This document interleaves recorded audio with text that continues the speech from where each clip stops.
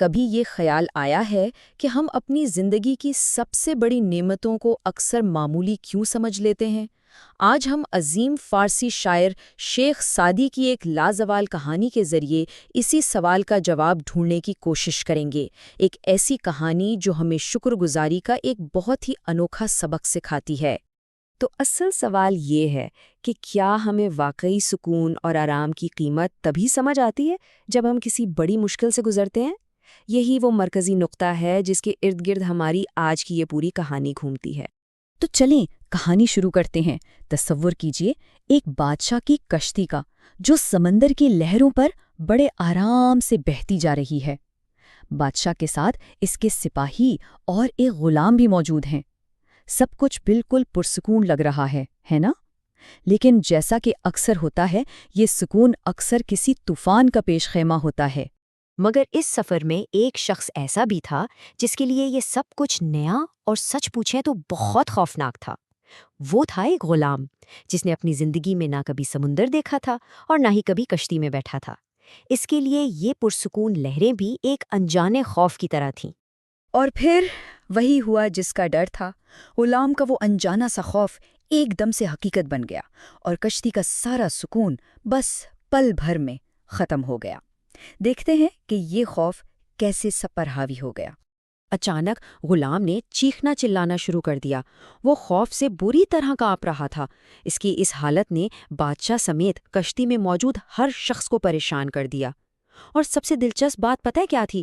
کہ بادشاہ جس کے ایک حکم پر پوری سلطنت چلتی تھی، وہ ایک غلام کے خوف کے سامنے بالکل بے بس نظر آ رہا تھا۔ اس کی طاقت، اس کا رعب کچھ بھی کام نہیں آ رہا تھا۔ تو جب بادشاہ کی طاقت اور لوگوں کی تسلیاں سب کچھ فیل ہو گیا، تب ایک کونے سے امید کی کرن نظر آئی۔ کشتی میں ایک دانا حکیم بھی سفر کر رہا تھا اور اس کے پاس اس مسئلے کا ایک ایسا حل تھا جو کسی کے وہم و گمان میں بھی نہیں تھا۔ حکیم نے بادشاہ کی بے بسی دیکھی اور بڑے اعتماد سے آگے بڑھ کر کہا، بادشاہ سلامت، اگر آپ اجازت دیں تو میں اسے ایک لمحے میں چپ کرا سکتا ہوں۔ اب ایسے وقت میں جب خود بادشاہ ناکام ہو چکا ہو، یہ ایک بہت بڑا دعویٰ تھا اور فوراً بادشاہ کی ساری توجہ اس حکیم پر مرکوز ہو گئی۔ اچھا، حکیم کا منصوبہ تو سب کی سوچ سے بھی زیادہ عجیب نکلا۔ اس نے سیدھا سیدھا حکم دیا، اس غلام کو اٹھاؤ اور دریا میں پھینک دو۔ جی ہاں، آپ نے صحیح سنا، اسے پانی میں پھینک دو۔ جب وہ تھوڑا ڈوبنے لگے، موت کو اپنے قریب دیکھے، تب اسے واپس کشتی پر کھینچ لینا۔ سب حیران تھے کہ یہ کیسی حکمت تھی، اور نتیجہ بالکل جادو کی طرح وہ غلام جو کچھ دیر پہلے خوف سے چیخ رہا تھا، اب کشتی کے ایک کونے میں بالکل خاموش سہما ہوا بیٹھا تھا۔ اس کی آنکھوں میں اب خوف نہیں تھا، بلکہ ایک عجیب سی شکر گزاری تھی۔ یہ تبدیلی اتنی زبردست تھی کہ سب حیران رہ گئے۔ بادشاہ بھی یہ سب دیکھ کر دنگ رہ گیا۔ اس نے فوراً حکیم سے پوچھا کہ بھائی، اس عجیب و غریب طریقے کے پیچھے آخر راز کیا تھا؟ اور حکیم کا جو جواب تھا نا، وہی اس پوری کہانی کا اصل سبق ہے۔ مصیبت میں چھپی ہوئی نعمت۔ حکیم نے بڑے سکون سے جواب دیا، بادشاہ سلامت، بات سیدھی سے ہے۔ اس نے کبھی ڈوبنے کی اذیت جھیلی ہی نہیں تھی، اس لیے اسے اس بات کا احساس ہی نہیں تھا کہ اس کشتی میں ہونا کتنی بڑی حفاظت ہے۔ اور بس اسی ایک جملے میں کہانی کا سارا فلسفہ موجود ہے۔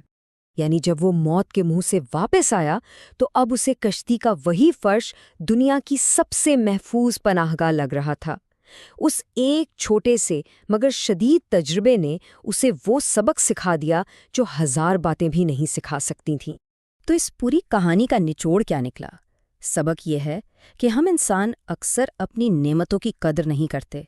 ہمیں عافیت کی، سکون کی، ٹھنڈی چھاؤں کا احساس ہی تب ہوتا ہے جب ہم مصیبت کی سخت دھوپ سے گزر کر آتے ہیں۔ اور آخر میں یہ کہانی ہمیں ایک سوال کے ساتھ چھوڑ جاتی ہے۔ ذرا سوچیں، اپنی زندگی میں وہ کون سی مشکلات تھیں جنہوں نے ہمیں ہماری نعمتوں کی اصلی قیمت سکھائی؟ شاید ہر مشکل اپنے اندر ایک پوشیدہ تحفہ لے کر آتی ہے۔ اس پر ضرور غور کیجیے گا۔